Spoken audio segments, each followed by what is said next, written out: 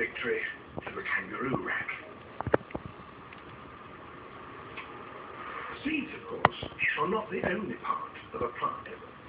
Some rodents, like these marmots that live in the European Alps, eat the entire thing. And they fight over grazing rights.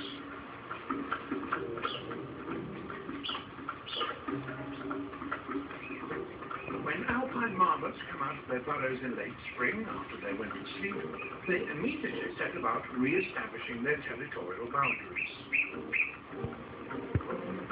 Calling and tail flagging are only the preliminaries. If that doesn't work, there's nothing for it but to go to battle.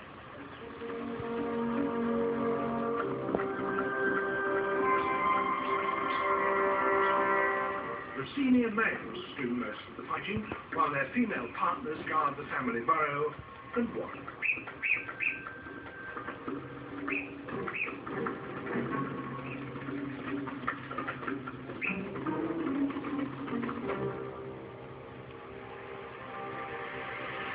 When a male wins the territorial scrap, he marks the boundaries just established with scent from a gland on his cheek.